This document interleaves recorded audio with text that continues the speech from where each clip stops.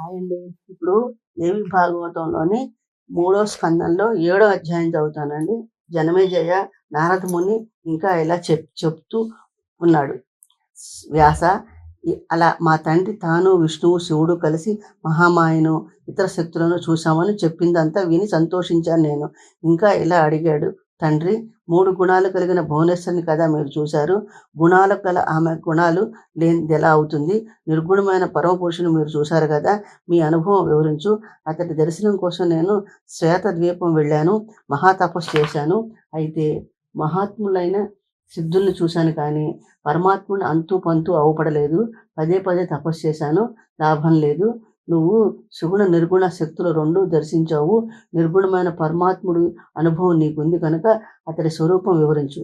నా ప్రశ్న విని నవ్వుతూ అందుకున్నాడు నా తండ్రి బ్రహ్మదేవుడు. నిర్గుణ స్వరూపం అవపడదు. అది అవపడుతుందో అది నాశనమైపోతుంది. దేనికి స్వరూపం లేదో అది ఎలా అవపడుతుంది? నిర్గుణ శక్తి కనుక్కోవడం సాధ్యం కాని పని. అలాగే నిర్గుణుడైన పరమపురుషుణ్ణి కనుక్కోవడం కష్టం. నిర్గుణ శక్తిని నిర్గుణుడైన పరమపురుషుణ్ణి కనుక్కోవడానికి జ్ఞాన మార్గం ఒక్కటే గతి. మునులు భావనతో కనుక్కుంటారు. ప్రకృతి పురుషులకు అది అంతము లేదని తెలుసుకో.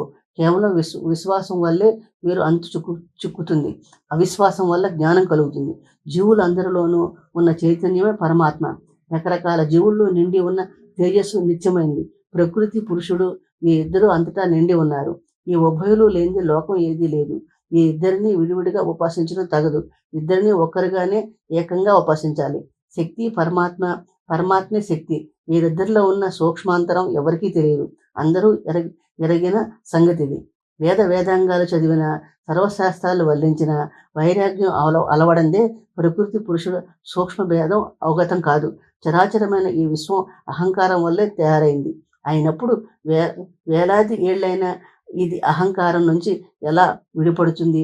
సంభవమైన అది?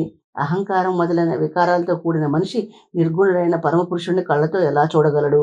కనుక నాయన, యోగ్యత రానంత వరకు అతడి సుగుణ స్వరూపమే ధ్యానించాలి. అతడి విషయమే మననం చేయాలి. పైత్య రోగి జిహ్వకి రుచి తెలియదు.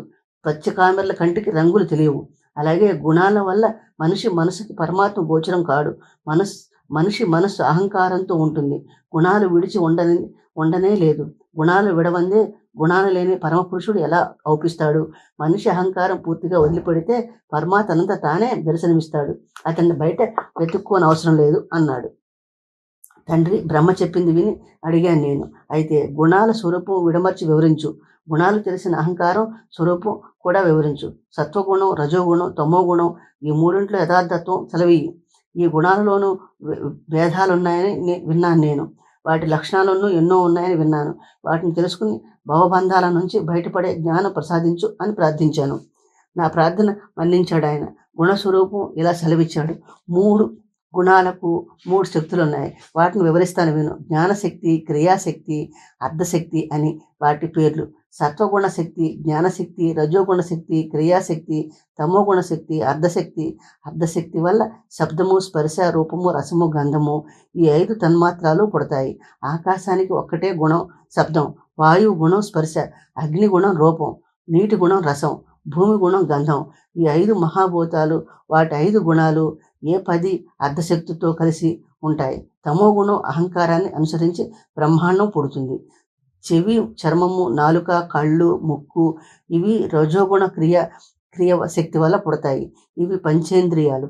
వాక్కు, చేతలు, పాదాలు, కుదుము, లింగము ఈ 5 కర్మేంద్రియాలను క్రియాశక్తి వల్ల పుడతాయి. అలాగే ప్రాణవాయువు, అపానవాయువు, వ్యానవాయువు, సమానవాయువు, ఉదానవాయువు ఈ 5 వాయువులు పుడతాయి. వెరసి మొత్తం ఈ 15 రాజసీ సృష్టి అనిపించుకుంటాయి. ఇవి క్రియాశక్తితో కలిసి ఉంటాయి. వీటిని కరణేంద్రియాలని అంటారు. వీటి ఉపాదాన కారణం చైతన్యం. జ్ఞానశక్తి నుంచి దిక్కులు, గాలి, సూర్యుడు, వరుణుడు, అశ్విని దేవతలు పుడతారు. పంచేంద్రియాల అధిష్టాన దేవతలు వీరు. మనసు అధిదేవత చంద్రుడు, బుద్ధి అధిదేవత నేను, అహంకార అధిదేవత శివుడు, చిత్తం అధిదేవత జీవాత్ముడు. ఈ 5 జ్ఞానేంద్రియాలు, 5 కర్మేంద్రియాలు, 5 వాయువులు, మనస్సు ఈ 16 సాత్వికాలు. పరమాత్ముడి రూపం రెండు విధాలు, ఒకటి స్థూలం, ఒకటి సూక్ష్మం. సాధకులు ధ్యానించడానికి యోగ్యమైంది స్థూల రూపం. నా సూత్ర శరీరం అతడి స్థూల రూపమే, అతడి జ్ఞాన రూపం నిరాకారమైంది. పరమ పురుషుని విరాట్ స్వరూపం వివరిస్తాను, సావధానంగా విను. ఇది వింటే భవబంధాలు విడిపోతాయి. పంచతన్మాత్రాలు, పంచభూతాలు చెప్తాను కదా. పంచీకరణంతో పరమాత్ముడు భూతాలు సృష్టించాడు. పంచీకరణ భేదం విను. మొట్టమొదట రసతన్మాత్రాలు మనస్సులో 2 భాగాలుగా ఊహించి స్థూల జలంగా భావించాలి. అలాగే మిగిలిన 4 భూతాలను 2 భాగాలు చేయి. అందులో సగం భాగం కేటాయించు. మిగిలిన 4 విభాగాలుగా విడివిడిగా కేటాయించి అందులో చేర్చు. ఎలా అంటే రసతన్మాత్రాలు సగభాగం నీటిలో కలిపి మిగిలిన భూతన్మాత్రాలు సగభాగం 4 భాగాల్లో కలుపు. అప్పుడు అది రసమయమైన స్థూల జలంగా తయారవుతుంది. అప్పుడు 4 భూతాలు పంచీకరణ విభాగం చేయి.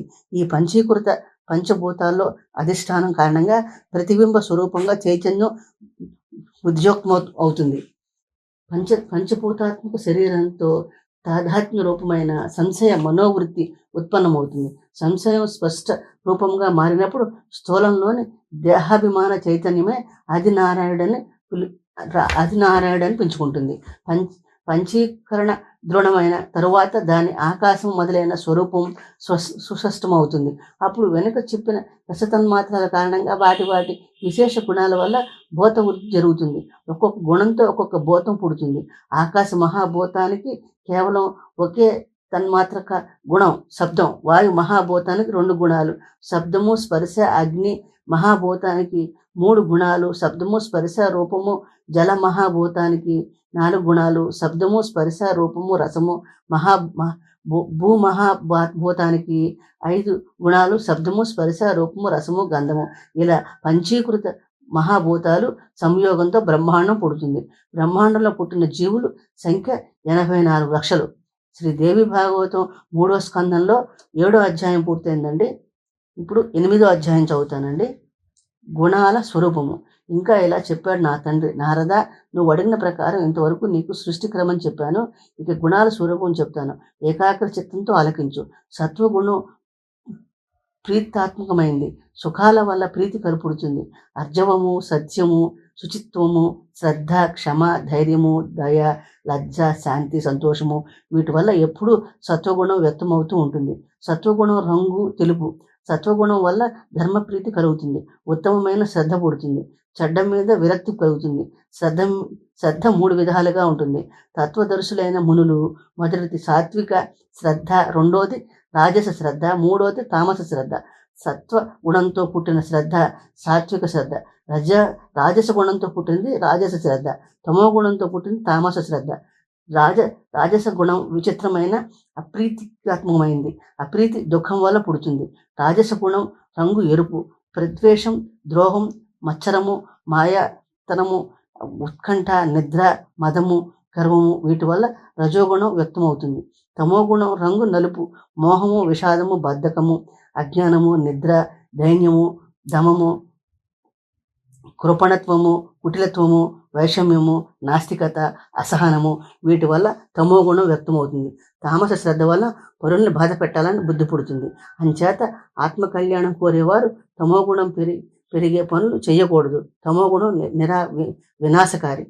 3 గుణాల్లో ఏ ఒక్క గుణం అధికమైన పరస్పరం రగడ ఏర్పడుతుంది. కానీ దాన్నొకటి ఆశ్రయించే ఉంటుంది. నిరాశ్రయంగా ఏ ఒక్క గుణము ఉండలేదు. అంటే ఒక్క తమో గుణం కానీ కేవలం ఒక్క సాత్విక గుణం కానీ ఉండడం అసంభవం. 3 పరస్పరం విరోధం కలవే అయినా ఒకదానికొకటి ఆశ్రయించే ఉంటాయి కలిసి. వాటి అన్యోన్యాశ్రయం సంబంధం కూడా విడమర్చి చెప్తా విను. ఈ సంబంధం తెలుసుకుంటే భవబంధం విడిపోతుంది.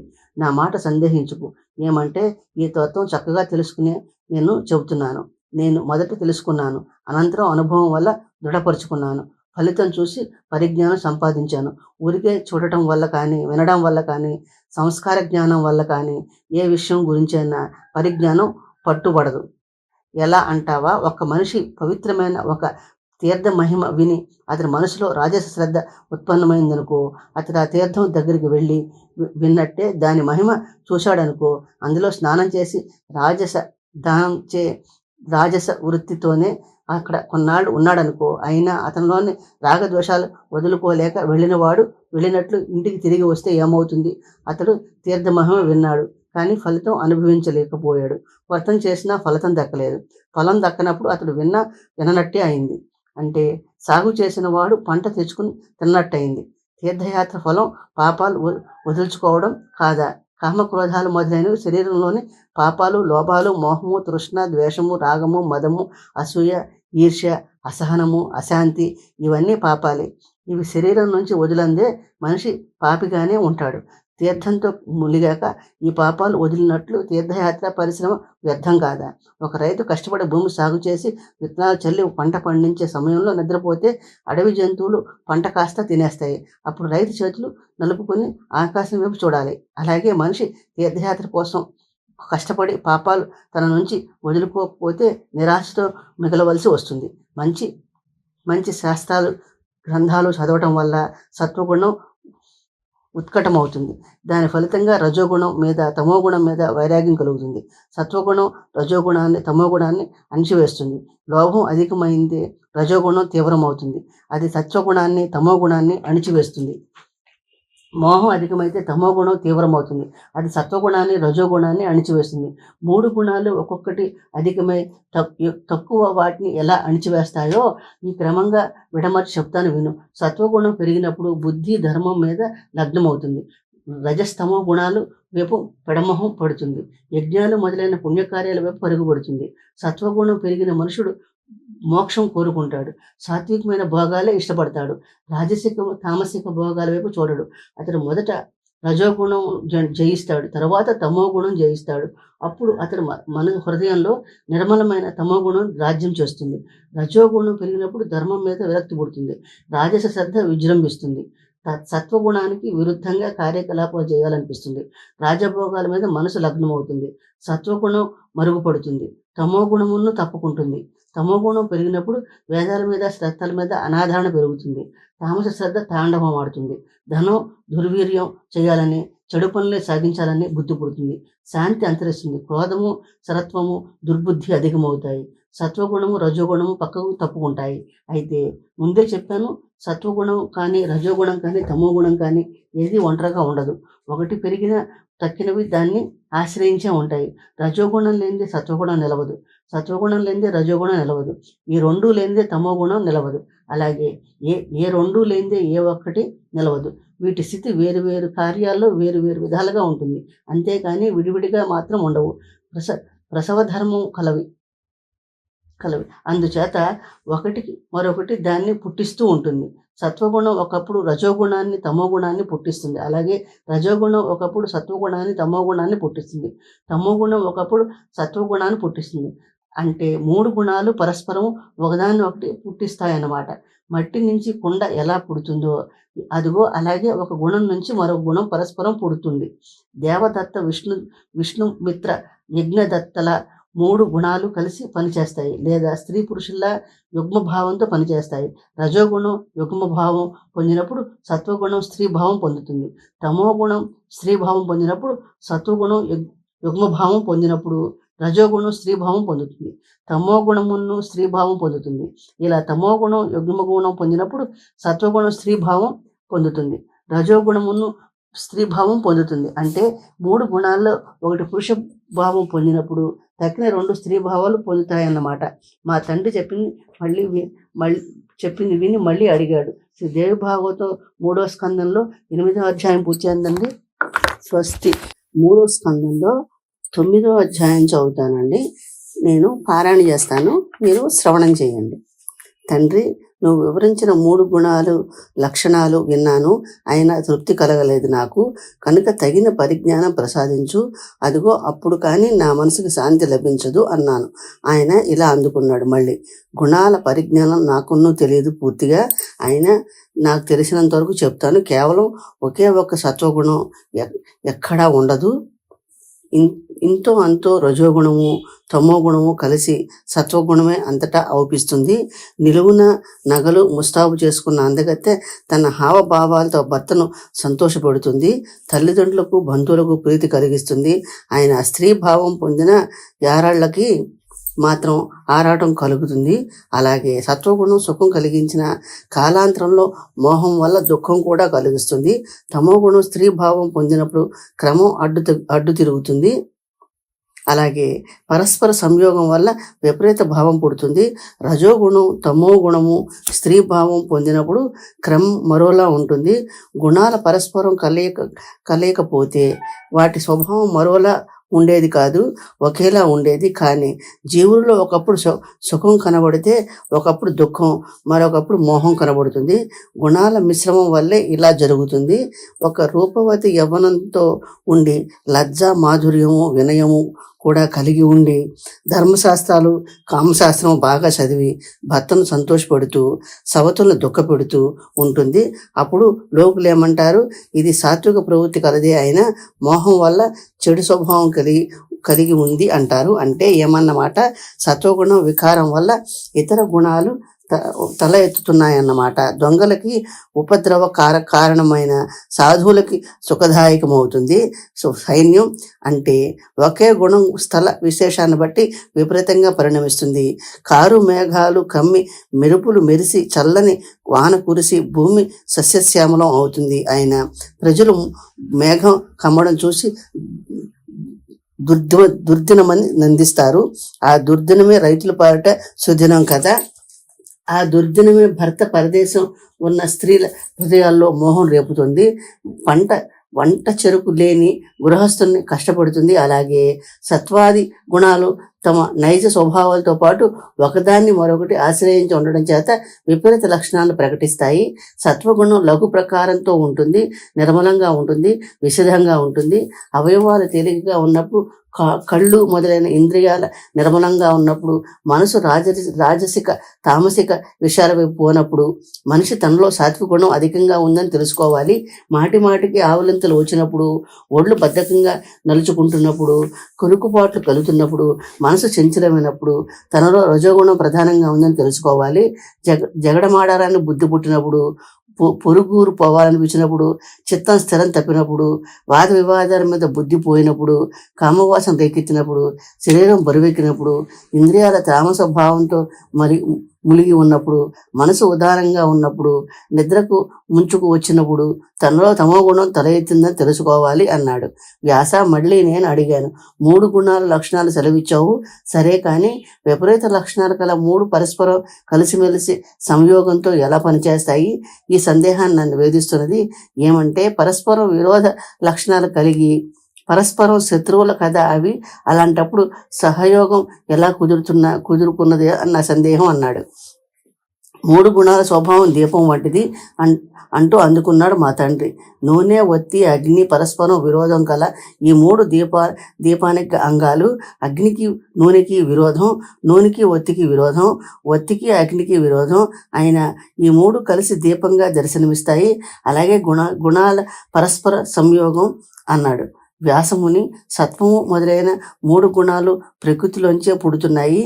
ఈ గుణాలే బ్రహ్మాండం పుట్టడానికి కారణమని అంతకుముందే నేను విన్నాను అంటూ గుణాల లక్షణాలు, వాటి విభాగాలు, వాటి కార్యాలు వివరించాడు నారదముని.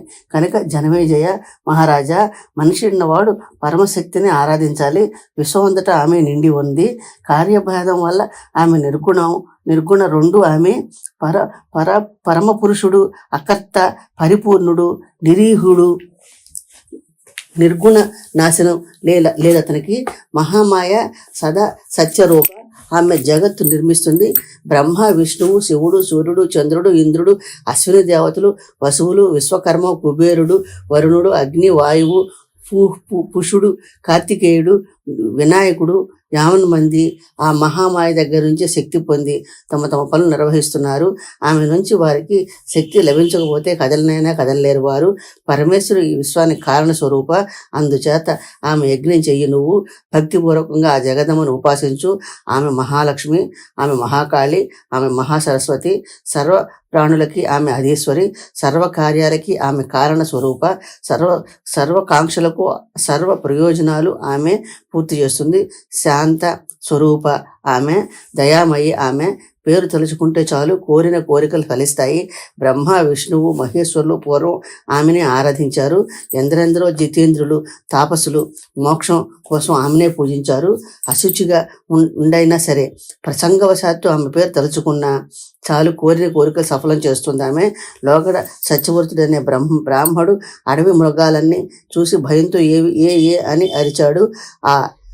ఈ ఏకారం బిందువు లేని శక్తి మంత్రం బిందువు లేకుండా ఈ మంత్రం పలికిన అనుగ్రహించింది దేవి. ఆ తల్లి దయాద్ర హృదయి. సత్యవ్రతుడికి కథే దృష్టాంతం. భావుకులైన మునులు గొప్ప గొప్ప సభల్లో సత్యవ్రతుడి చరిత్ర చెబుతారు. దృష్టాంతంగా ఆ కథ నీకు వినిపిస్తాను విను అంటూ ఇలా అత్తుకున్నాడు వ్యాసుడు. సత్యవ్రతుడు పొట్ట చీలిస్తే అక్షరం లేరు మూర్ఖుడు. అతడు ఓనాడు ఒక పందిని చూసి ఏ అని అరిచాడు. దాన్ని వల్లించడం మొదలెట్టాడు. అదిగో బిందువు లేకుండా ఏకారం వల్లించడం వల్లే అతడు మహాపండితుడైపోయాడు. ఏకాక్షర జపంతో భగవతి అతడి మీద ప్రసన్నురాలైంది. ఆ మూర్ఖుని మహాకవిని చేసింది. శ్రీదేవి భాగవత 3వ స్కందంలో 9వ అధ్యాయం పూర్తయిందండి. ఇప్పుడు 10వ అధ్యాయం చదువుతానండి, మీరు శ్రవణం చేయండి. సత్యవ్రతుడి కథ. ఎవడా సత్యవ్రతుడు? జనమేజయుడు అడిగాడు. ఏ దేశంలో పుట్టాడు అతడు? ఎలాంటి వాడు? ఏ శబ్దం ఎక్కడ విన్నాడు? ఎలా విన్నాడు? ఎలా ఉచ్చరించాడు? ఎలా సిద్ధి పొందాడు? అందరి అంతఃకరణంలోనూ ఉండే భగవతి అతడి మీద ఎలా ప్రసన్నురాలైంది? ఇదంతా విస్తరించి వినిపించు విను అంటూ ఉదారమైన వాక్యాలతో మొదలెట్టాడు వ్యాసుడు. సత్యవ్రతుడి కథ పురాణ సమ్మతమైంది, శుభప్రదమైంది. ఎన్నాళ్ళ కిందట మునుల సభలో ఈ కథ విన్నాను నేను. తీర్థాటనం చేస్తూ ఓ మారు నైమిసారణ్యం వెళ్ళాను. అక్కడ మునులందరికీ ప్రమాణం చేసి అక్కడ ఆశ్రమంలో ఆగాను. బ్రహ్మ మానసపుత్రులు ఆ ఆశ్రమంలో ఉన్నారు, జీవన్ముక్తులు. వారు మహావ్రతులు. అక్కడ మునుల సభలో ప్రసంగవశాత్తు జమదగ్ని ముని ఇలా అడిగాడు. మహామునులారా, నా మనసులో ఒక సందేహం ఉంది. అది ఈ సభలో తీరుతుందని ఆశిస్తున్నాను. నా సందేహం ఏమిటంటారా? బ్రహ్మ, విష్ణువు, శివుడు, ఇంద్రుడు, వరుణుడు, అగ్ని, కుబేరుడు, వాయువు, త్వష్ణ, కుమారస్వామి, వినాయకుడు, సూర్యుడు, అశ్విని దేవతలు, భృగువు, పూషుడు, ఇంద్రుడు, చంద్రుడు, గ్రహాలు, ఏ దేవత అందరిలో ఎవరు సర్వశ్రేష్ఠులు, ఎవరు ఆరాధనీయులు, ఎవరిని ఆరాధిస్తే తక్షణం కార్యసిద్ధి కలుగుతుంది, ఎవరు సుఖేశ్యులు, ఎవరు త్వరలో ప్రసన్నులవుతారు, సర్వజ్ఞులు మీరు నా ప్రశ్నకు సమాధానం చెప్పండి అన్నాడు. జమదగ్ని ప్రశ్నకి రోమసముని ఇలా సమాధానం చెప్పాడు. జమదగ్ని, ఆత్మ కళ్యాణం కోరవాళ్ళు శక్తిని ఉపాసించాలి. ఆమె ఉత్తమ దేవత. ఆమె పరాప్రకృతి, సర్వగామి, సర్వదాయిని, కళ్యాణకారిణి. బ్రహ్మ మొదలైన దేవతలందరి తల్లి ఆమె. సంసారం అనే వృక్షానికి మొదలామె. ఆది ప్రకృతి. ఆమెను తలుచుకుంటే చాలు, ఆమె పేరు ఉచ్చరిస్తే చాలు కోరికలన్నీ ఫలిస్తాయి. దయగల తల్లి ఆమె. ఆమెను ఉపాసించిన వారంటే వల్లమాలని దయ ఆమెకి. దీనికి తార్కాణంగా ఒక ఇతిహాసం చెబుతాను విను. శుభప్రదమైన కథ అది అంటూ ఇలా అందుకున్నాడు. కోసల దేశంలో ఒక బ్రాహ్మణుడు ఉండేవాడు. అతని పేరు దేవదత్తు. అతని సంతానం లేదు. అందుకని పుత్రేష్టి ప్రారంభించాడు. అతడు తమసానాది వార నుంచి మండపం తయారు చేశాడు. యజ్ఞ కార్యాల్లో ఆరితేరిన వేద పండితుని రావించాడు. యథావిధిగా అగ్ని స్థాపనం చేశాడు. సుహోత్రముని బ్రహ్మగా నియమించాడు. యజ్ఞవల్కుని మునిని అధర్వీరునిగా, బృహస్పతిని హోతగాను, పైలమునిని ప్రసోత్తగాను, గోభిరమునిని ఉద్ఘాతగాను, ఇతర మునుల్ని సభ్యులుగాను నియమించాడు. వారికి పుష్కలంగా ధనం దానమిచ్చాడు. సామవేదం గానం చేయడంలో ఘనుడు గోభిలుడు. సప్త స్వరాలతో రథంతర సామ గానం చేశాడు. అయితే మాటి మాటికి శ్వాస రావడం వల్ల స్వరభంగమైంది. దేవదత్తు కోపం తెచ్చుకున్నాడు. గోబిల, మూర్ఖుడివి నువ్వు. కుమారుడు కలగాలను కోరికతో ఈ యజ్ఞం తలపెట్టాను నేను. నువ్వు మాటి మాటికి ఎగపోస్తూ స్వరభంగం చేశావు, ఏమిటిది అన్నాడు. మండిపడ్డాడు గోబిలుడు. ఆ యజ్ఞంలో కలిగిన కుమారుడు మూర్ఖుడు అవుతాడు, సొంఠ అవుతాడు, మగవాడు అవుతాడు అంటూ శపించాడు. శ్వాస ప్రతి ప్రాణికి సహజం, దానికి ఆపడం అసాధ్యం. శ్వాస వల్ల స్వరభంగమైందంటే కట్టు, దానిలో నా తప్పేముంది అంటూ ఊరిమాడు. గోవిలుడి శాపం విని గడగల్లాడిపోయాడు దేవదత్తు. ఎంతో దుఃఖపడ్డాడు, కాళ్ళ వేళ్ళ పడ్డాడు. మునీంద్ర, నిరపరాధిని శపించావు. కుమారుడు లేని దుఃఖంతో కుంగిపోతున్న నన్ను దారుణ శాపంతో మరింత కుంగదీస్తున్నావు. మూర్ఖుడైన కుమారుడు పుట్టడం కంటే పుట్టకపోవడమే నయమంటారు బుద్ధిమంతులు. పైగా బ్రాహ్మణ కుమారుడు మూర్ఖుడు కావడం ఎంతైనా నిందనీయమైన విషయం. మూర్ఖ బ్రాహ్మడు పశువుతో సమానం. శూద్రులా ఎందుకు పనికిరాడు? అయినప్పుడు మూర్ఖపుత్రుని కని ఏం చేసుకునేది? శూద్రుడు మూర్ఖ బ్రాహ్మడు ఇద్దరు ఒకటే, సందేహం లేదు. పూజలు కాడతడు, దానం పుచ్చుకుందికైనా తగదు. ఏ రాజ్యంలో అయినా సరే మూర్ఖుడైన బ్రాహ్మడు శూద్రుడిలాగే రాజుకి పన్ను కట్టుకోవాలి. పుత్రకార్యాల్లోనూ దేవకార్యాలను అతనికి చోటు ఉండదు. శుభం కోరుకునేవాడు మూర్ఖుడైన బ్రాహ్మణ్ ఏ పనికి వినియోగించుకోడు. అతన్ని శూద్రుడితో సమానంగా భావించడమే రాజు కర్తవ్యం. అతడి చేత భూమి దున్నించడమే ధర్మం. విజ్ఞుడైన బ్రాహ్మడు దొరక్కపోతే కుశలపరిచి తద్దినం చేయడం మంచిది, కానీ మూర్ఖుడైన బ్రాహ్మణుని వినియోగించకూడదు. మూర్ఖ బ్రాహ్మడికి కడుపు నిండా ఇంత కూడు పెడితే పెట్టొచ్చు, కానీ దానం ఇవ్వకూడదు. మిగిలిన అన్నం కూడా పెట్టకూడదు. అతనికి దానం ఇస్తే ఇచ్చిన వాడికి పుచ్చుకున్న వాడికి నరకం తప్పదు.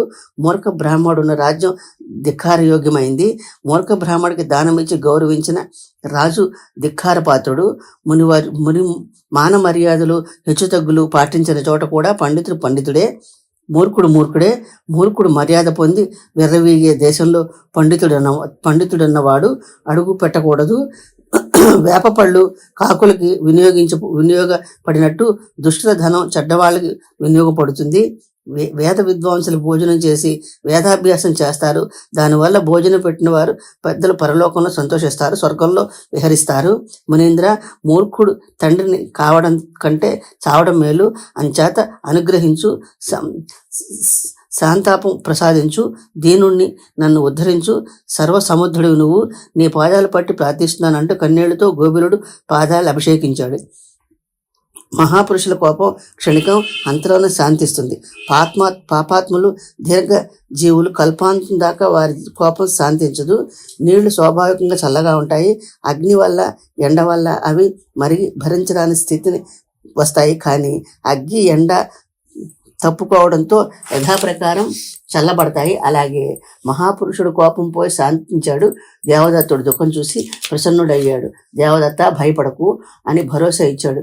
నా శాపం ప్రకారం నీ కుమారుడు మూర్ఖుడుగానే పుడతాడు, కానీ తర్వాత గొప్ప పండితుడు అవుతాడు అంటూ వరమిచ్చాడు. సంతోషించాడు దేవదత్తు. యథావిధిగా యజ్ఞం పూర్తి చేశాడు. సగౌరవంగా మునీశ్వరుని సాగరింపాడు. కొన్నాళ్ళు పోయాక దేవదత్త భార్య రోహిణి గర్భవతి అయింది. విధిపూర్వకంగా మొదలైన సంస్కారాలను జరిపించాడు దేవదత్తు. వైదిక విధి ప్రకారం సీమంతమును జరిపించాడు. తన యజ్ఞ సఫలం కాబోతున్న సంతోషంతో ఎన్నో దానాలు చేశాడు. ఓనాడు శుభలగ్నంలో రోహిణి నక్షత్రం నాడు రోహిణి కుమారుని కంది. మంచి రోజున మంచి లగ్నంలో జాతకర్మ, పుత్ర దర్శనం, నామకరణం జరిపించాడు దేవదత్తు. బాలకుడికి ఉదత్యుడని నామకరణం చేశాడు. 8వ ఏట వడుగు చేశాడు. బ్రహ్మచర్యాశ్రమం స్వీకరించి గురువు దగ్గర వేదాధ్యయనం ఆరంభించాడు ఉదత్యుడు. అలాగే నోట మాట ఉండేది కాదు అతడికి. మూగిగా బెల్లం కోటిన రాయిలా గురువు ముందు కూర్చునేవాడు.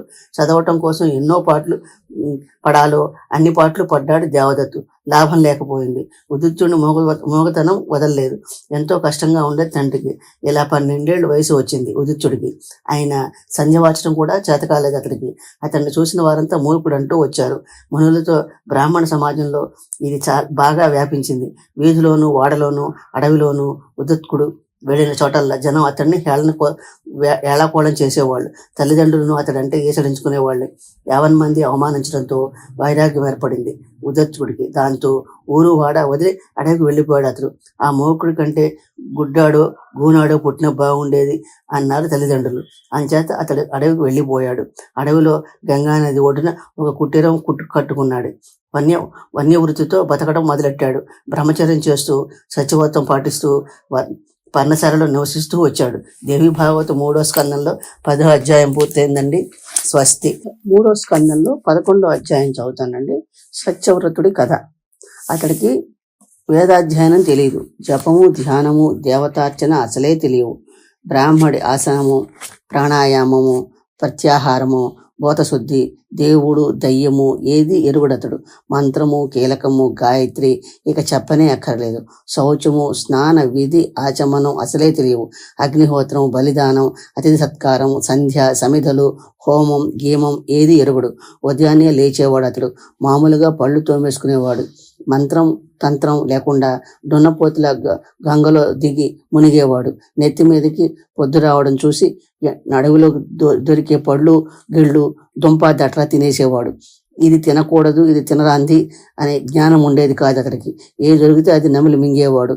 తన కుటీరం వదిలేవాడు కాదు. అయితే అబద్ధం అంటే ఏమిటో మాత్రం ఎరుగుడు. అతడు సత్యనిష్ట చూసి లోకులు అతన్ని సత్య తప్పుడు అనేవారు. సచ్చితప్పుడు ఎవరికీ కీడు చేసేవాడు కాదు. అలా అని మేలు కూడా చేసేవాడు కాదు. నేనెప్పుడు చస్తాను అనుకుంటూ తన కుటీరంలో పడుండేవాడు. ఈ అడవిలో కష్టంతో గడుపుతున్నాను, ఎందుకు ఈ బతుకు, ఇలా బతకడం కంటే చావడం మేలు, మూర్ఖుడిగా పుట్టించాడు విధి.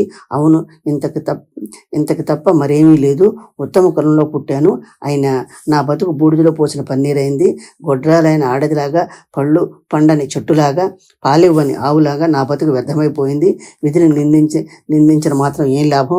నా కర్మ ఇలా ఉంది. గత జన్మలో నేను పుస్తకం రాసి ఏ బ్రాహ్మడికి ఇవ్వలేదు, ఎవడికి విద్యాదానం చేయలేదు. అందుకనే ఈ జన్మలో నా అవస్థ ఇలా అయింది. ఏ తీర్థంలోనూ తపస్సు చేయలేదు, నేను సాధువును సేవించలేదు, ద్రవ్యం దానం చేసి బ్రాహ్మణుని పూజించలేదు. అందుకనే నా బతుకు ఇలా అయింది. నా పాలిట బ్రాహ్మణ కుమారులు వేదాలు చదివి విద్వాంసులయ్యారు. నేను మాత్రం ఏదైనా యోగం వల్ల మూర్ఖుణ్ణయ్యాను.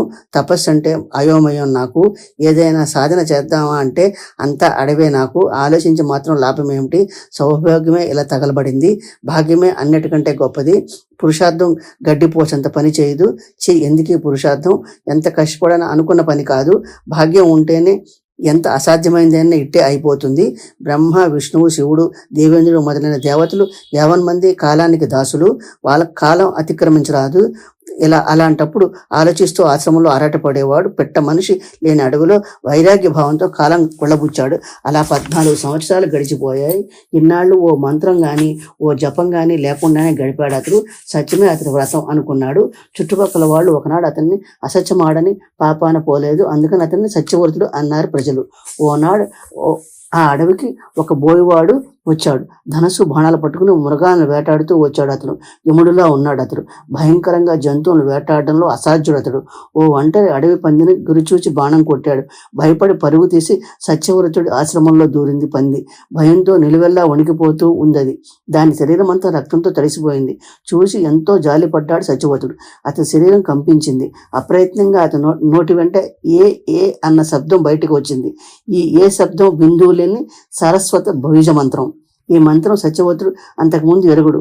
ఎవరి నోట ఎన్నడూ విని కూడా ఉండలేదు. దైవయోగం వల్లే ఈ ఏకార మంత్రం అతని నోటి నుంచి వెలువడింది. అయినా అది మంత్రం అని ఎరుగుడు అతడు. పంది అవస్థ చూసి విచారించడం తప్ప మరో లోకం లేదు అతడికి. బాణం దెబ్బతో బాధపడుతూ పంది ఆశ్రమంలో ఒక తుప్పలో దూరిపోయి దాగ్గుంది. ఇంతలో బాణం ఎక్కుపెట్టిన కాళీయముడిలో ఆశ్రమంలో ప్రత్యక్షమయ్యాడు బోయ. పందిని వెతుకుతూ కుశలి ఆసనం మీద కూర్చున్న సత్యవతుని చూసి నమస్కరించాడు. పంది ఏది అని అడిగాడు. సత్యవతుడు, నువ్వు నాకు తెలుసు, అసత్యం పొలకవు, అందుకే అడుగుతున్నాను. నేను బాణం కొట్టిన పంది ఎటుపోయిందో చెప్పు. నా పెళ్ళాం బిడ్డలు ఆకలితో అలమటిస్తున్నారు. వేటాడి కడుపు నింపుకోవడం కోసమే ఈ అడవికి వచ్చా. భగవంతుడు ఇదే వృత్తి నియమించాడు నాకు. ఇంతకుమించి మరో సాధన లేదు. మంచో చెడ్డో ఏదో ఉపాయంతో కుటుంబం పోషించాలి కదా నేను. నువ్వు సత్యవర్తుడివి, సత్యం చెప్పు. నా కుటుంబం అంతా కడుపు మంటతో మలమల మాడిపోతూ ఉంది. చెప్పు, నా బాణం దెబ్బతిని అడవి పంది ఎటుపోయింది? దబాలను చెప్పు అన్నాడు. చిక్కుల్లో పడిపోయాడు సత్యవర్తుడు. ఏం దారి? సత్యవర్తం భంగం కాకుండా అసత్యమేలా చెప్పను? అలా అని నిజం చెప్తే పంది ప్రాణం పోతుంది. ఆకలితో ఉన్న బోయ దాన్ని బతకనివ్వడు. ఒక ప్రాణికి హింస కలిగించే సత్యం సత్యం కాదు. దయాభావం కలిగిన అసత్యం మరో ప్రాణి ప్రాణం రక్షించే అసత్యం అసత్యం కాదు. అది సత్యమే అవుతుంది. మనిషికి ఏది హితం కలిగిస్తుందో అదే సత్యం. దానికి విపరీతమైన అసత్యం ఆలోచిస్తే పరస్పర విరోధం ఉంది. ఈ స్థితిలో ఏం చేయాలి, నేను ఏం చేస్తే నాకు మేలు కలుగుతుంది, బోయతో ఏం చెప్పేది, ఏం చెప్తే నాకు అసత్య దోషం అంటకుండా ఉంటుంది. ఈ ధర్మ సంకటంలో పడి చొప్పున జవాబు చెప్పలేకపోయాడు సత్యవ్రతుడు. ఎంత ఆలోచించినా ఒక నిశ్చయానికి రాలేకపోయాడు. అతడు ఏ అని ఉచ్చరించడం వల్ల అది తన బీజ మంత్రం కనుక భగవతి మహామాయ ప్రసన్నురాలైంది. దుర్భరమైన బ్రహ్మ విద్య అనుగ్రహించింది. సత్యవ్రతుడి హృదయంలో సర్వ విద్యలు వికసించాయి. మనిషాద శ్లోకం వాల్మీకి వాక్కులో చందో దర్శనమైంది. ఏకార బీజ మంత్రంతో సత్యవ్రతుడికి సర్వ విద్యలు దర్శనమిచ్చాయి. వాల్మీకి లాగా సత్యవ్రతుడు మహాకవి అయిపోయాడు. సత్యవ్రతుడు ఆశ వదులుకున్నాడు బోయ. చేసేది లేక ఇంటికి మొహం పట్టాడు. జమదగ్ని అదిగో అలా సత్యవ్రతుడు వాల్మీకి అంతటి కవి అయ్యాడు. లోకంలో పేరు ప్రఖ్యాతులు సంపాదించాడు. అనంతరం విధిపూర్వకంగా సరస్వత బీజమంత్రం జపించాడు. పండిత లోకంలో మహాపండితుడయ్యాడు. పెద్ద పెద్ద సభల్లో అతడికి జోహార్లు చేశారు విద్వాంసులు. అతడి కీర్తి పద్యాలతో గానం చేశారు. అంతటా అతడి పేరు మోగింది. అతడి కీర్తి విని తల్లిదండ్రులు, బంధుజనులు అతడి ఆశ్రమానికి వచ్చారు. ముందు అతడి కంటే అసహించుకున్న పెద్ద మనుషులే మళ్ళీ అతన్ని ఇంటికి తీసుకెళ్ళి ఎంతో గౌరవించి అతని ఇంటికి తీసుకుపోయారు. జగదంబ శ్రేష్ఠ దేవత జనమేజయ, నైమిసారణ్యంలో శాండిల్యముని చెప్పింది విన్నది విన్నట్టు వినిపించాను. నీకు ముందే చెప్పాను కదా, అన్ని కోరికలు తీర్చే తల్లి మహామాయ. ఆమెను ఉద్దేశించి దేవి యజ్ఞం చెయ్యి. వైదిక విధిగా అది పూర్తి చెయ్యి. దేవిని స్మరిస్తే చాలు, జపిస్తే చాలు, బుద్ధిపూర్వకంగా ధ్యానిస్తే చాలు, ఆమె పేరు పలికి స్తోత్రం చేస్తే చాలు, అన్ని కోరికలు తీరుస్తుంది ఆమె. అందుకని ఆమెను సర్వకార కామదాంబ అంటారు. రోగులు దీనులు, కడుపు మంట వాళ్ళు, దరిద్రులు, శరులు, అర్తులు, మూర్ఖులు, శత్రుపీడితులు, దాసులు, ఒకరి ఆజ్ఞ మీద నడుచుకునే వాళ్ళు, క్షుద్రులు, వికలులు, విహల్వులు, భోగంతో తృప్తి లభించని వాళ్ళు, ఇంద్రియ దాసులు, తృష్ణతో బాధపడుతున్న వాళ్ళు, అసక్తులు, మనోవ్యాధితో కుమిలిపోతున్న వాళ్ళు ఉన్నారంటే వాళ్ళందరూ దేవిని ఆరాధించలేదని తెలుసుకోవాలి. విభవం కలవాళ్ళు, కుమారులతోనూ మనవాళ్లతోనూ ఇల్లు కలకల్లాడుతున్న వాళ్ళు, పుష్టికల దేహం కలవాళ్ళు, భోగులు, వేదవాదులు, రాజ్యలక్ష్మి కలవాళ్ళు, వీరులు, జనబలం కలవాళ్ళు, పరివారం కలవాళ్ళు, సర్వలక్షణ సంపన్నులు ఉన్నారంటే వాళ్ళు భగవతిని ఆరాధించిన వాళ్ళని తెలుసుకోవాలి. అలా తెలుసుకోవడం పండిత లక్షణం. భగవతిని ఆరాధించే వాళ్ళే సర్వసుఖాలు అనుభవిస్తారు, సర్వ సంపదలతోనూ తొలతూగుతారు, సందేహం లేదు. కనుక పరిపూర్ణమైన భక్తితో ప్రేమపూర్వకంగా ఆ తల్లిని జగదమ్మని అర్చించాలి. ఇది 3వ స్కందంలో 11వ అధ్యాయం పూర్తయిందండి. ఇప్పుడు 12వ అధ్యాయం చదువుతానండి. దేవి యజ్ఞం. మునీంద్ర, జనమేజయుడు అడిగాడు, దేవి యజ్ఞం ఎలా చేయాలి? తెలుసుకుని యథాశక్తి నేను ఆ యజ్ఞం చేస్తాను. దాని పూజా విధి, మంత్రాలు, దానికి కావలసిన హోమ ద్రవ్యాలు వివరించు.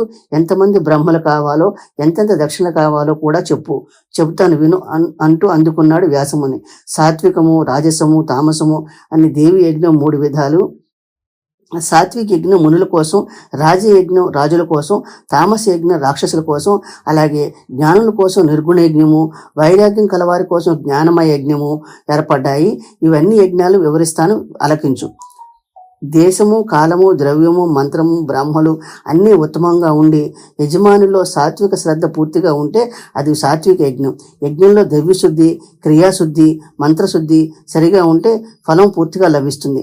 అలా కానప్పుడు పూర్తి ఫలం లభించదు. దొంగతనం చేసి, మోసం చేసి, అన్యాయం చేసి అర్జించిన ధనంతో యజ్ఞం చేస్తే ఈ లోకంలో కీర్తి ఉండదు, పరలోకంలో ఫలము దక్కదు. కనుక న్యాయార్జితమైన ధనంతోనే పుణ్యకర్మ చేయాలి. అప్పుడే ఇక్కడ కీర్తి, అక్కడ సుఖము లభిస్తాయి. దీనికి ప్రత్యక్షంగా కనబడుతున్న ప్రమాణం చూడు. మీ పూర్వీకులు యజ్ఞాల్లో కల్లా ఉత్తమమైన యజ్ఞం రాజసూయ యజ్ఞం చేశారు. పుష్కలంగా దక్షిణలు ఇచ్చారు. స్వయంగా కృష్ణ పరమాత్మ యజ్ఞంలో కూర్చున్నాడు.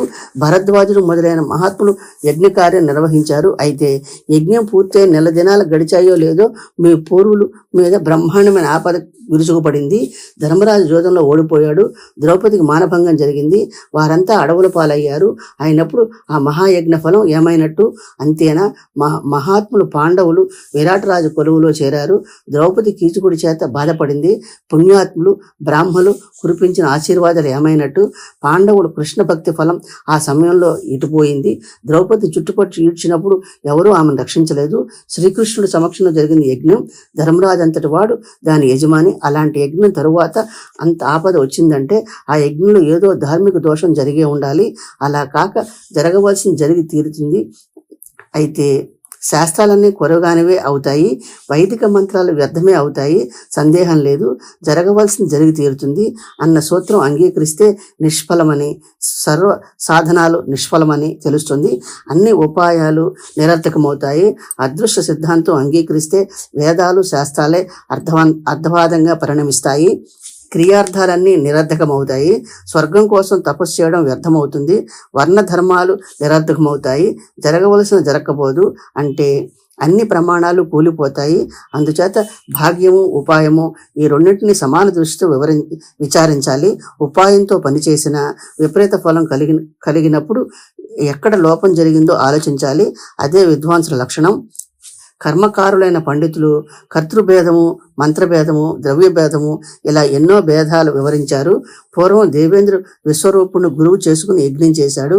విశ్వరూపుడు తన తల్లి వంక వారైన దైత్యుల కోసం కోరి విపరీత కర్మ చేశాడు. యజ్ఞంలో దేవతలకు స్వస్తి చెప్పి ద్వైతులను రక్షించాడు.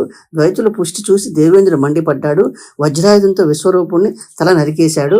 అక్కడ కర్త అయిన విశ్వరూపుడు వల్ల కర్మలో వైగుణ్యం కలిగింది, సందేహం లేదు. కర్మ వైగుణ్యం అంగీకరించక తప్పదు. రోషభావంతో ద్రౌపదుడు యజ్ఞం చేశాడు. ద్రోణాచార్యుడిని చంపాలని కుమారుని కావాలన్న అతడి సంకల్పం. అందుకనే యజ్ఞ వేదిక నుండి దృష్టజుమ్నుడు కూతురు ద్రౌపది పుట్టారు. అలాగే దశరథుడు పుత్రకామేక్ష చేశాడు, 4 కుమారులను కన్నాడు. చెప్పవచ్చింది ఏమిటంటే యథావిధిగా కర్మ చేస్తే అది తప్పక సిద్ధిదాయకం అవుతుంది. అలా కానప్పుడు విపరీత ఫలం తప్పదు. పాండవులు రాజసూయ యజ్ఞంలో ఏదో అవతవక జరిగే ఉంటుంది కనుకనే జ్యోతుల్లో ధర్మరాజు ఓడిపోవడం సంభవించింది. అతడి యజ్ఞంలో చెడు ద్రవ్యం ఉపయోగించడం వల్ల సత్యవా ధర్మరాజు, సాధ్వి ద్రౌపది, భీమార్జునుడు, నకుల సహదేవులు కష్టాలు అనుభవించారు. అభిమానం పెట్టుకుని యజ్ఞం చేశారు కనుక అలా జరిగింది. సాత్విక యజ్ఞం దుర్భమైంది. అది వైఖానల కోసమే ఏర్పడింది. నిత్యం న్యాయంగా ఆర్జించిన సాత్విక భోజనంతో తృప్తి పడుతూ పశుబలి మాని శ్రాద్ధపూర్వకంగా సమంత్రకంగా మునులు చేసే యజ్ఞం సాత్విక యజ్ఞం. అధికంగా ధనం వ్యయం చేసి పశుబలి కోసం చక్కని యువస్తంభం నిర్మించిన అభిమాన పూర్వకంగా చేసే యజ్ఞం రాజసూయ యజ్ఞం. మాదవర్ధకమైన క్రోధంతో చేసిన తామస యజ్ఞం. అది రాక్షసుల కోసమే నియమించారు మునులు. మోక్షం కోరుకునే మునులు, విరక్తి పొందిన మహాత్ములు చేసేది మానస యోగ యజ్ఞం. ఇతర యజ్ఞాలతో ద్రవ్యం లోపించవచ్చు, కర్మ లోపించవచ్చు, బ్రాహ్మణుల వల్ల లోపం జరగవచ్చు, లేదా దేశ కాలాల్లోనూ ఇతర సాధనాల్లోనూ లోపం రావచ్చు. కానీ మానస యజ్ఞానికి ఆ బాధ లేదు. ఈ యజ్ఞం కావలసిందల్లా ముఖ్యంగా మనశుద్ధి. మనసు పరిశుద్ధం కావడంతోనే, గుణవర్జితం కావడంతోనే దేహం తనంత తాను పరిశుద్ధమవుతుంది, సందేహం లేదు. మనసు పరిశుద్ధమైతే ఇంద్రియాలతో రమించడం మానుకోవడంతోనే ప్రతి వ్యక్తి మానస యజ్ఞం తలపెట్టిన మనిషి ఎన్నో యోజనాల విస్తీర్ణమైన ఎన్నో యజ్ఞాలు, వృక్షాల స్తంభాలతో కూడిన యజ్ఞ మండపం మనసులోనే నిర్మించుకోవాలి. బ్రాహ్మణుల్ని కూడా మానసికంగానే వరించుకోవాలి. బ్రహ్మని, అధర్వ్యుణ్ణి, హోతని, ప్రోత్రస్తుల్ని, ఉద్ఘాతిని, ప్రతిహర్తల్ని, సజ్జుల్ని మనసులోనే కల్పించుకోవాలి. మానసికంగా వారిని పూజించాలి. ప్రాణము, అపానము, వ్యానము, సమానము, ఉదానము, శారీరకమైన ఈ 5 వాయువుల్ని అగ్ని రూపంగా భావించి మనఃకల్పితమైన వేదికలో స్థాపించాలి. ఆ 5 ప్రాణవాయువును గార్హపత్య అగ్నిగాను, అపానవాయువును అహవనీయ అగ్నిగాను, వ్యానవాయువును దక్షిణాగ్ని అగ్నిగాను, సమాన వాయువును అవస్థత అగ్నిగాను, ఉదాన వాయువును అగ్నిగాను కల్పన చేసుకోవాలి. ఈ 5 అగ్నులతో ఎంతో ఉత్కృష్టమైనవి. ఈ మానస యజ్ఞంలో నిర్దిష్టమైన పవిత్రమైన సామగ్రులే భావించుకోవాలి. ఈ యజ్ఞంలో మనస్సే హోత, మనస్సే యజమాని, ఫలప్రదాయని, నిర్గుణ స్వరూప వైరాగ్యదాయిని, కళ్యాణకారిణి, బ్రహ్మ విద్య, సర్వ విశ్వానికి ఆధార స్వరూప అయిన సనాతన బ్రహ్మమే ఈ యజ్ఞానికి అధిదేవత. ఆ జగదంబ ప్రీతి కోసమే మనసులో కల్పించిన హవన సామాగ్రి ప్రాణాగ్ని ఆహుతి చేయాలి. అలా మానస యజ్ఞం పూర్తి చేశాక మనసు విషయాల నుంచి మళ్లించి కుండలని ముఖ మార్గాన సుషుమ్న రంధ్రంలో పోనిచ్చి ప్రాణాగ్నిని శాశ్వతాగ్నితో హవనం చేయాలి. ప్రాణాలయం అయిపోయాక సమాధి స్థితి ఏర్పడుతుంది. ఆ సమాధి స్థితిలో తనను తాను వేరుపడి శాంతి చిత్తంతో మహేశ్వరుని ధ్యానించాలి. అప్పుడు సాధకుడు తనలో సర్వంలో తనను దర్శిస్తాడు. అదిగో అప్పుడే భగవత్ సాక్షాత్కారం లభిస్తుంది. సచ్చిదానంద స్వరూపిణి అయిన భగవతి సాక్షాత్కారం పొంది మనిషి బ్రహ్మజ్ఞాని అయిపోతాడు. బ్రహ్మజ్ఞాని అయ్యాక అతడి ముందు మాయలన్నీ మండి బుగ్గైపోతాయి. ఒక ప్రారంధ కర్మ మాత్రం మిగులుతుంది. కానీ అతడు జీవన్ముక్తుడవుతాడు. జగదమ్మని సేవించిన మనిషి కుచ్చకుచ్చుడు కావడంతో సందేహం లేదు. గురువు ఉపదేశించిన ప్రకారం అన్ని విధాల భువనేశ్వరుని ధ్యానము, శ్రవణము, మననము చెయ్యాలి. అలా చేసిన మానస యజ్ఞం మోక్షదాయకమైంది, సందేహం లేదు. తక్కిన యజ్ఞాలు కోరికలతో కూడినవి కనుక అవి నాశనం కలిగిస్తాయి. స్వర్గం కోరుకునే మనిషి విధిపూర్వకంగా అగ్నోష్ట యజ్ఞం చేయాలని వేదాలు ఆదేశిస్తున్నాయి. పుణ్యం తీరిపోయాక స్వర్గం నుంచి ప్రాణి తిరిగి మత్స్యలోకంలో పడతాడని ఆ వేదాలే చెప్తున్నాయి. కనుక మానస యజ్ఞమే ఉత్తమమైన యజ్ఞం. ఏమంటే దాని ఫలానికి క్షయమంటూ లేదు. శత్రువును జయించాలనే కోరే రాజు ఈ మానస యజ్ఞం చేయలేడు. రాజా, కొద్ది కాలం కిందటే నువ్వు సర్పయాగం చేశావు. దుర్మార్గుడైన తక్షకుడి మీద పగ తీర్చుకోవడానికి అగ్ని తలపెట్టావు. ఒక తక్షకుడి కోసం వేలాది పాములను అగ్నిగుండంలో వేల్చావు. అయిందేదో అయింది. ఇప్పుడు విధిపూర్వకంగా దేవి యజ్ఞం చెయ్యి. సృష్టికి పూర్వం విష్ణుమూర్తి యజ్ఞం చేశాడు. అతడిలాగే నువ్వు కూడా దేవి యజ్ఞం చెయ్యి. అది ఎలా చెయ్యాలో నేను వివరిస్తాను. నీ దగ్గర వేదాలు, విధి విధానాలు తెలిసిన బ్రాహ్మలు ఎందరో ఉన్నారు. దేవీ బీజం ఎరిగిన వారు మంత్ర మార్గం తెలిసిన మహాపండితులు. వాళ్ళు నీ యాజకులు అవుతారు. నువ్వు యజమానివిగా దేవి యజ్ఞం చేయి.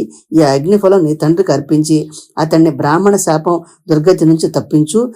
బ్రాహ్మణ్ణి అవమానించడం వల్ల వచ్చే పాపం భయంకరమైంది, నరకదాయకమైంది. నీ తండ్రికి అలాంటి పాపం, బ్రాహ్మణ శాపము పట్టుకున్నాయి. అందుకనే పాము కరిచింది, అకాల మృత్యువు వచ్చింది.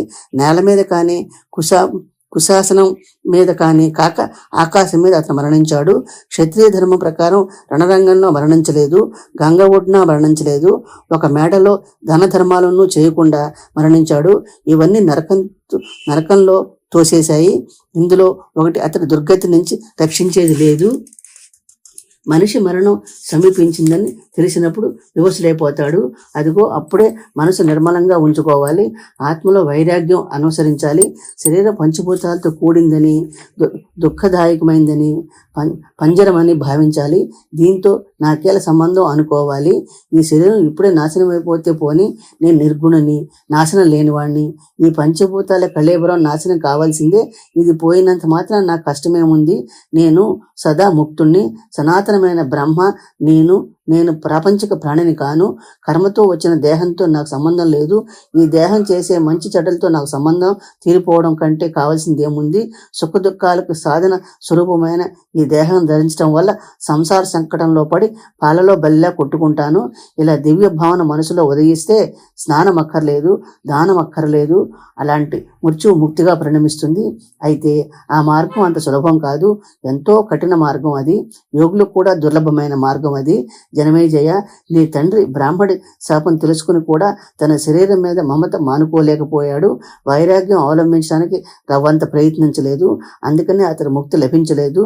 తన శరీరం చెక్కు చెదరకుండా ఉండాలని, చిరకాలం నిష్కటంకంగా తన రాజ్యం చేయాలని అతడికి ఆశ ఉండేది. చిరకాలం బతకాలన్న లాలస అతన్ని వదలలేదు. అందుకనే పాము విషం పోగొట్టే మంత్రగాళ్ళని పిలిపించుకున్నాడు. మందులు, మణిమంత్రాలు, యంత్రాలు అమర్చి ఎత్తైన మేడ కట్టించాడు. అందులో వెళ్ళి నివసించాడు. స్నానం లేదు, దానం లేదు, భగవంతుడికి ధ్యానం కూడా లేదు. దైవాన్ని నమ్ముకుని నేల మీదైనా శయనించలేదు. కలి సంపర్కం వల్ల ఒక మునీశ్వరుని అవమానించాడు అతడు. అందుకనే మోహ సముద్రంలో మునిగి అంతరిక్షంలో పాము కరిచి మరణించాడు. అలాంటి వాళ్ళకు నరకం తప్పదు. కనుక నీవు నీ తండ్రిని పాపం నుండి ఉద్ధరించు. వ్యాసముని మాటలు విన్నాడు జనమేజయుడు. ఎంతో దుఃఖించాడు. అతడి 2 కళ్ళ నుండి కన్నీళ్ల ధారలు కట్టాయి. ఈ బతికెందుకు? నా తండ్రి నా పరలోకంలో ఉన్నాడు. అతని స్వర్గం వేంచేసే ఉపాయం అనుసరిస్తాను నేను అనుకున్నాడు. దేవి భాగవతం 3వ స్కందంలో 12వ అధ్యాయం పూర్తయిందండి. 3వ స్కందంలో 13వ అధ్యాయాన్ని నేను పారాయణ చేస్తానండి. మీరు శ్రవణం చేయండి. మునీంద్ర, వ్యాసముని చెప్పిందంతా విని మళ్ళీ అందుకున్నాడు జనమేజయుడు. జగత్కారణ రూపుడు విష్ణుదేవుడు దేవి యజ్ఞం ఎలా చేశాడు, ఆ యజ్ఞంలో ఎవరెవరు సహాయకులు, ఎవరెవరు బ్రహ్మలు, వేదాలు తెలిసిన వారెవరు సదస్యులుగా కూర్చున్నారు, విష్ణుదేవుడు చేసిన యజ్ఞ విధి విని నేను కూడా దేవి యజ్ఞం విధిపూర్వకంగా చేస్తాను అన్నాడు. విష్ణువు చేసిన దేవి యజ్ఞం వినిపిస్తాను, సావధానంగా విను. అలా తమ తమ భార్యలనిచ్చి బ్రహ్మను, విష్ణువును, శివుణ్ణి దేవి సెలవిచ్చాక ముగ్గురు తమ తమ భార్యలతో విమానాలు ఎక్కారు. విమానాల మీద అడుగు పెడతంతోనే స్త్రీ రూపాలు పోయి యథాపూర్వకంగా పురుష రూపాలు వచ్చాయి వారికి. అక్కడి నుంచి తిన్నగా అఘోర సముద్రం దగ్గరికి వచ్చారు వారు. అక్కడ నేల సృష్టించారు, ఉండడానికి నివాస స్థానాన్ని నిర్మించారు. అప్పుడే దేవి భూమికి కదలకుండా ఉండగల శక్తి ప్రసాదించింది. అదిగో ఆ శక్తిని ఆధారం చేసుకుని స్థిరంగా ఉంది భూమి. అందుకే భూమికి ధర అని పేరు వచ్చింది. మధుకైటవుల మేధస్సు వల్ల మేధిని అని పేరు వచ్చింది. ధారణ గుణం కలగటం వల్ల ధర అని పేరు వచ్చింది. విస్తారమైనది కనుక పృథ్వీ అని పేరు వచ్చింది. మహత్తి కలది కనుక మహి అని పేరు వచ్చింది. శేషనాగుడు దీన్ని తల మీద మోస్తున్నాడు. యథాస్థానంలో ఉండడం కోసం పెద్ద పెద్ద పర్వతాలు నిర్మితమైనాయి. కర్రని బిగించడానికి ఇనుప మేకుని ఎలాగో ఈ భూమిని కదలకుండా ఉండడానికి కీలక స్థానాల్లో ఈ పర్వతాలు అలాగే ఏర్పాటు జరిగాయి అంటారు పండితులు. వీటిలో మేరు పర్వతం అద్భుతమైంది, ఎంతో విశాలమైంది. బంగారు పర్వతం అది. దాని శిఖరాల మణి శిఖరాలు. మరీచి, నారదుడు, అత్రి, అగస్త్యుడు, పులహుడు, క్రతువు, దక్షుడు, వశిష్ఠుడు అని మానసపుత్రులను కన్నాడు బ్రహ్మ. వీళ్ళందరూ సుప్రసిద్ధులు. వీరిలో మరీచికి కశ్యపుడు కలిగాడు. దక్షుడికి 13 కూతుళ్ళు కలిగారు. కశ్యపుడికి ఈ 13 గర్భాల్లో ఎంతోమంది దేవతలు, దైత్యులు పుట్టారు. అనంతరం కశ్యపుడి సృష్టి మరింత అధికమైంది. మనుషులు, పశువులు, పాములు మొదలైన రకరకాల జీవులు ఎన్నో పుట్టాయి. బ్రహ్మదేవుడు సగం శరీరంతో కుడివైపు స్వయంభూ మనువు పుట్టాడు. ఎడంవైపు శతరూప అనే కూతురు పుట్టింది. ఈ ఇద్దరికి ప్రియవతులు. ఉత్తానపాదుడు అని 2 కుమారులు కలిగారు. మరి 3 కూతుళ్ళను కలిగారు. మంచి అందగత్తెల వాళ్ళు. ఇలా సృష్టి చేసి బ్రహ్మ మేరు పర్వత శిఖరం మీద అందమైన బ్రహ్మలోకాన్ని నిర్మించాడు. విష్ణుమూర్తి వైకుంఠం నిర్మించుకున్నాడు. అన్ని లోకాలపైన ఉంటుంది అది. లక్ష్మీదేవి నివాస స్థానం అది. ఎంతో అందంగా ఉంటుంది. శివుడు తన ఉనికి కైలాస పర్వత శిఖరం మీద ఏర్పరచుకున్నాడు. భూతగణాలతో కలిసి ఆనందంగా అక్కడ విహరించి ఆరంభించాడు. మేరు పర్వతం రకరకాల రత్నాలు శిఖరం మీద సువ్యస్థిత అని దేవేంద్రుడి కోసం స్వర్గపట్టణం నిర్మితమైంది. తరువాత సముద్ర మదనంతో పుట్టిన కల్పవృక్షము, ఐరావతము, కామధేనువు, ఉచ్ఛ్వైశ్రము, రంభ మొదలైన అప్సరసులు దేవేంద్రుడు పరమైనాయి. అందువల్ల స్వర్గానికి ఎంతో శోభ చేకూరింది. ధన్వంతరి, చంద్రుడు కూడా సముద్ర మదనంలోనే పుట్టారు. వారును దేవతల మధ్య స్వర్గంలోనే ఉంటూ వచ్చారు. ఇలా దేవతలకి, మనుషులకి, పశువులని కూడా 3 రకాల సృష్టి జరిగింది. అనంతరం అండజాలు, స్వేదజాలు, ఉద్బీజాలు, జరాయుజాలు అని 4 రకాల జీవుల సృష్టి జరిగింది. ఈ జీవకోటి అంతటికీ కర్మ సంక్రమించింది. ఈ విధంగా సృష్టి చేసి బ్రహ్మ, విష్ణువు, శివుడు తమ తమ లోకాల్లో విహరించడం మొదలుపెట్టారు. ఇలా ఉండగా ఒకనాడు విష్ణుమూర్తికి అమృత సముద్రం మధ్య మణిద్వీపం తనకి గుర్తుకు వచ్చింది. అక్కడ మహామాయ దివ్య దర్శనము, తాను విన్న మహామంత్రాల జ్ఞాపకం వచ్చాయి. మహామాయ మహిమ వల్ల తాను స్త్రీగా మారిపోవడము గుర్తుకు వచ్చింది. దాంతో వెంటనే అతడు దేవి యజ్ఞం చేయడానికి సంకల్పించాడు. తన వైకుంఠపురం నుంచి కిందకి వచ్చాడు. శివుణ్ణి, బ్రహ్మని, వరుణుణ్ణి, దేవేంద్రుణ్ణి, కుబేరుణ్ణి, అగ్నిని, యముణ్ణి, వశిష్ఠుణ్ణి, కశ్యప, దక్ష, వాసుదేవ, బృహస్పతిని ఆహ్వానించాడు. యజ్ఞ సామాగ్రి పుష్కలంగా సమకూర్చాడు. గొప్ప గొప్ప శిల్పుల చేత విశాలమైన యజ్ఞ మండపం నిర్మించాడు. సువ్రతులైన 27 రుచివిగ్గుల్ని వినియోగించాడు. మండపం తయారాక చైత్యము, వేదిక తయారు చేయించాడు. బ్రహ్మలు బీజ మంత్రాలతో దేవీ జపం మొదలుపెట్టారు. అనంతరం యజ్ఞస్థాపన చేశారు. హవిస్సు, ఆహుతి మొదలుపెట్టారు. హోమకార్యం పూర్తయింది. అప్పుడు ఆకాశవాణి ఇలా పలికింది: ఓ విష్ణుమూర్తి, హరి, దేవతలందరిలో ఎప్పుడు నీవు శ్రేష్ఠుడివై ఉంటావు. అందరూ దేవతలు నిన్ను మన్నిస్తారు, పూజిస్తారు. అందరిలోకి సమర్థుడివై ఉంటావు నువ్వు. బ్రహ్మ, దేవేంద్రుడు కూడా నిన్ను పూజిస్తారు. భూలోకం మీద మానవులంతా నేను భక్తితో ఆరాధిస్తారు. వారందరికీ వరాలు ఇస్తావు నువ్వు. దేవతలందరికీ కూడా నువ్వే వరాలు ఇస్తావు. అలా పరమేశ్వరుడు అవుతావు. యజ్ఞాలన్నింటిలోనూ నువ్వే ముఖ్యుడు అవుతావు. యజ్ఞీకులంతా ముందు నిన్నే పూజిస్తారు. జన సాధారణంగా నిన్ను ప్రార్థించి వరాలు పొందుతారు. దేవతలు, రాక్షసుల వల్ల కష్టాల పాలైనప్పుడు నీ శరణం వేడతారు, అందరికీ ఆశ్రయం ఇస్తావు నువ్వు. వేదాలు పురాణాలు నిన్నే అగ్రపూజులని కీర్తిస్తాయి. నీ కీర్తి అఖండమే విస్తరిస్తుంది. భూలోకంలో ఎప్పుడెప్పుడు ధర్మగ్లాని కలుగుతుందో అప్పుడల్లా నువ్వు నీ అంశాలతో అవతరించి తిరిగి ధర్మం స్థాపిస్తావు. ఎన్నో సుప్రసిద్ధమైన అవతారాలు ఎత్తుతావు. మహాపురుషులు నీ అవతారాలు కీర్తిస్తారు. వివిధ యోనుల్లో నువ్వు అవతరించడం వల్ల నీ ఖ్యాతి అన్ని లోకాల్లోనూ విస్తరిస్తుంది. నీ అవతారాల్లో నా అంశశక్తులు నీతో ఉంటాయి. వరాహ, నరసింహ అనే రకరకాలుగా ఉంటాయి. నీ కార్యాలు అన్నిటిలోనూ తోడ్పడతాయి. ఆ శక్తుల దగ్గర ఎన్నో రకాల అస్త్ర శస్త్రాలు ఉంటాయి. అవి అన్ని విధాల భూషణాదులతో ఉంటాయి. ఆ శక్తులతో కలిసి నా వరప్రభావం వల్ల దేవతల సర్వ కార్యాలు నిర్వహిస్తావు నువ్వు. అయితే అవి అవంతైన అభిమానం పెట్టుకుని ఆ శక్తుల్ని ఎన్నడూ అవమానించకు. ప్రేమతో ఆ శక్తులను సన్మానిస్తూ ఉండు, పూజిస్తూ ఉండు. ఆ శక్తుల భరతఖండ నివాసుల కోరికలు యావత్తు తీరుస్తాయి. వివిధ ప్రతిమలలో ఉంటారు. మనుషుల చేత పూజించబడతారు. లోకంలో ఆ శక్తుల కీర్తితో పాటు నీ కీర్తి కూడా వ్యాపిస్తుంది. 7 దీవుల్లోనూ ఆ శక్తుల ప్రఖ్యాతి వహిస్తాయి. తమ కోరికలు సిద్ధించడం కోసం లోకులు ఆ శక్తులు నిన్ను పూజిస్తారు. రకరకాల ఉపహారాలు అర్చిస్తారు. వైదిక మంత్రాలతో నివేదిస్తారు. నీ నామం జపిస్తారు. భూలోకంలోనే కాదు స్వర్గంలో కూడా నీ మహిమ గానం చేస్తారు. దాంతో నీ యశస్సు మరింత అధికమవుతుంది. అలా ఆకాశవాణి వరమిచ్చి మౌనం వహించింది. అంతా విన్నాడు విష్ణుమూర్తి. ఎంతో సంతోషించాడు. ఏ లోపం లేకుండా దేవి యజ్ఞం పూర్తి చేశాడు. దేవతలను, బ్రహ్మ మానసపుత్రులను, మునీశ్వరులను సాగనింపాడు. అనంతరం తన పరివారంతో కలిసి వైకుంఠానికి వేంచేశాడు. దేవతలు, మునులు దేవి యజ్ఞం ప్రశంసిస్తూ తమ తమ భవనాలకు, ఆశ్రమాలకు వెళ్ళిపోయారు.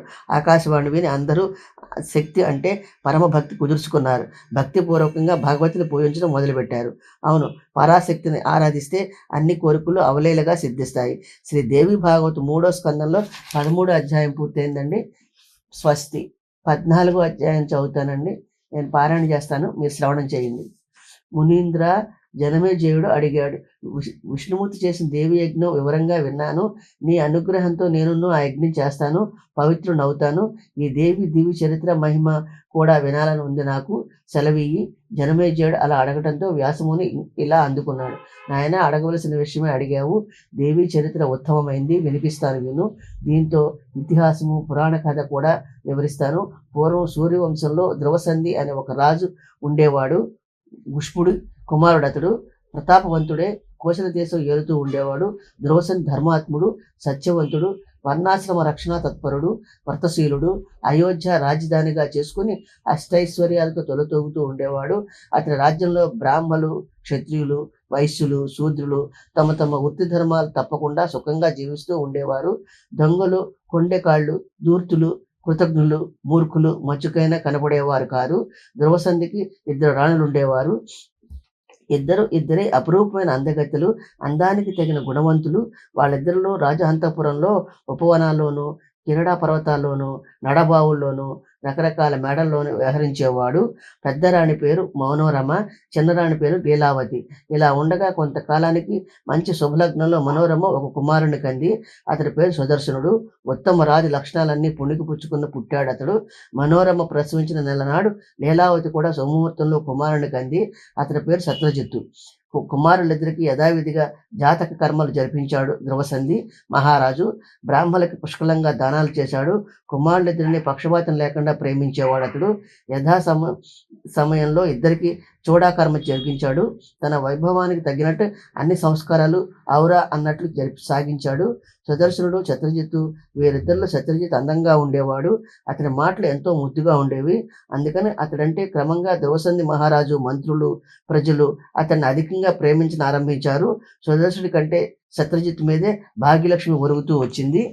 కొన్నాళ్ళు గడిచాయి. ధ్రువసంధి ఒకనాడు వేటకని అడవికి వెళ్ళాడు. అసలు వేటంటే చెవి కోసుకుంటాడు అతడు. అడవిలో లేళ్ళు, నల్లచార రుపులు, గారపోతులు, అడవి పందులు, వెనుబోతులు, శరభ మృగాలు, ఖడ్గమృగాలు ఎన్నో వేటాడాడు. అతని వేట తమకంతో ఉన్నాడు. ఇంతలో జీబు పొదల్లోంచి భయంకరమైన సింహం బయటకు వచ్చింది. అప్పటికే ఒక బాణం తగిలింది దానికి. అందుకని ఎదుట ధ్రువసంధిని చూసి మేఘం ఉరిమినట్లు ఉరిమింది, గర్జించింది, తోక మీదకి ఎత్తింది, జూలు దులిపింది, ప్రళయంగా అతని మీదకి ఉరికింది.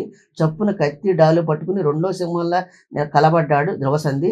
అతనితో ఉన్న వేటగాళ్ళందరూ సింహం మీద బాణవర్షం కురిపించారు. ఇవన్నీ లక్ష్య పెట్టలేదు. సింహం మెరుపుల రాజు మీద పడింది. బలం కొద్దీ అతన్ని కొట్టింది. వేటగాళ్ళు ఆహాకారాలు చేశారు. మీద పడిన సింహాన్ని తన కత్తితో గట్టిగా కొట్టాడు ద్రవసంధి. అయితే అప్పటికే ఆగకుండా మీద పడిన సింహం తన గోడతో అతన్ని చీల్చేసింది. కింద పడిపోయాడు అతను. ఉత్తర క్షణంలో ప్రాణాలు వదిలేశాడు. మిగిలిన వేటగాళ్ళందరూ దోషంతో సింహం మీద విరుచుకుపడ్డారు. బాణాలతో ముంచెత్తారు. దాంతో సింహం కూడా చచ్చిపోయింది. సైనికులు వచ్చి మంత్రులతో ఈ దుర్వార్త చెప్పారు. మంత్రులు అడవికి వెళ్ళి ద్రవసంధి మహారాజు అంత్యక్రియలు యథావిధిగా పూర్తి చేయించారు. కుల పురోహితుడు వశిష్ఠముని అంత్యక్రియల్ని శాస్త్రోక్తంగా నిర్వహించాడు. అనంతరం మంత్రులు, పురోహితుడు, వశిష్ఠముని, ప్రజలు ఆలోచించారు. ద్రవసంధి పెద్ద కుమారుడు సుదర్శనుడు పెద్దరాణి కుమారుడు. శత్రుజిత్ అంటే నెలకంటే పెద్ద, శాంత స్వరూపుడు. రాజు లక్షణాలను అతనిలో పూర్తిగా ఉన్నాయి. పైగా ధర్మబుద్ధి కల బాలుడు. అందుకని మంత్రులు, వశిష్ఠ పురోహితుడు కూడా అతన్ని కోశల రాజ్యానికి రాజుగా అభిషేకం కోసం తీర్మానించారు. ప్రజలను అంగీకరించారు. ద్రవసంధి మరణవాత విని పెద్దరాణి మనోరమ తండ్రి కళింగ దేశ మహారాజు వీరసేనుడు, చిన్నరాణి తండ్రి ఉజ్జయిని మహారాజు యధాజిత్తు తమ తమ సేనలతో అయోధ్య వచ్చారు. తన మనవడు సుదర్శనుడు రాజు కావాలని సూరసేనుడు, కాదు నా మనవడు రాజు కావాలని యధాజిత్తు పట్టుదలతో వచ్చారు. వస్తూనే వారు అయోధ్య మంత్రుల్ని, ప్రజల్ని పిలిచి ఒక సమావేశం ఏర్పాటు చేశారు. నిండు సభలో వీరసేనుడు ఇలా అన్నాడు: ప్రజలారా, పెద్ద రాణి కుమారుడు రాజు కావడం అనాది నుంచి వస్తూ ఉన్న పద్ధతి. కనిష్ఠుడు రాజు కావటం అన్నది ఎక్కడా లేదు. కనుక సుదర్శనుడికి పట్టం కట్టాలి. అది సరికాదు అంటూ లేచాడు యధాజిత్తు. కేవలం వయసులో పెద్ద అయినంత మాత్రం రాజు కాలేడు. గుణంలో నా మనవడు శత్రుజిత్తు పెద్ద, కనుక గుణచేష్టుడే రాజు కావాలి అన్నాడు. వాదం పెరిగింది. రాను రాను అది మరింత ముదిరింది. ఈ వివాదం పరిష్కరించగలవారెవరూ లేకపోయారు. యధాజిత్తు మంత్రులతో ఇలా అన్నాడు: చూడండి, నిజానికి మీరు స్వార్థపరులు కనుకనే సుదర్శన్ రాజు చేసి రాజధానం అపహరించాలనుకుంటున్నారు. శత్రుజిత్ బలశాలి, అతన్నే రాజు చేయాలి అని మీరెలా చేయడం ఉద్దేశించడం లేదు. ఈ మోసం మీ మొహాలే చెబుతున్నాయి. అయితే ఇదిగో ఘంటాపథంగా చెప్తున్నాను. నేను బతికి ఉండగా నా మనవుడిని కాదని సుదర్శుని ఎలా రాజు చేస్తానో చూస్తాను. నేను యుద్ధం చేయడానికి సిద్ధంగా ఉన్నాను. నా కత్తి దెబ్బకి భూగోళం చెక్కలైపోతుంది. మీరు లెక్కేమిటి నాకు అన్నాడు. యధాజిత్తు వీరాలాపాలు విని ఇలా ఊరిమాడు వీరసేనుడు. వదలకు, నీ మనవుడు గుణవంతుడు అంటున్నావు. రాజకుమారులందరూ బాలకులే. బాలకుల గుణంలో హెచ్చుతగ్గులు ఏర్పరచలేము. పెద్దవాడు రాజు కాకుండా చిన్నవాడు రాజు కావాలన్న నీతి నీ దగ్గరే విన్నాము. అది అసంభవం. ఆ ఇద్దరు రాజులు వాదోపవాదాలు విని ప్రజల్లో అలజడి మొదలైంది. ఉభయ పక్షాలు సామంత రాజులు తమ తమ సేనలతో యుద్ధానికి కాలు దూవుతూ నిలబడ్డారు. ఈ స్థితిలో ద్రవసంధి మరణం విని శృంగ బేరపురపు నిషాదులు రాజకోసం దోచుకోవాలని పట్నం మీద విరుచుకుపడ్డారు. రాజ్యం కోసం రాజకుమారుడు కలిగిస్తున్న వార్త దేశాంతరాలు వ్యాపించి ఎక్కడ లేని దొంగలు, దోపిడీగాళ్లు కూడా అయోధ్యలోకి వచ్చి పడ్డారు. తమ వివాదం తీరే మార్గం మరొకటి లేక వీరసేనుడు యధాజిత్తు యుద్ధానికి సిద్ధపడ్డారు. శ్రీ దేవి భాగవతం 3వ స్కందంలో 14వ అధ్యాయం పూర్తయిందండి. నా ఛానల్ని కూడా సపోర్ట్ చేయండి, సబ్స్క్రైబ్ చేయండి, లైక్ చేయండి, షేర్ చేయండి.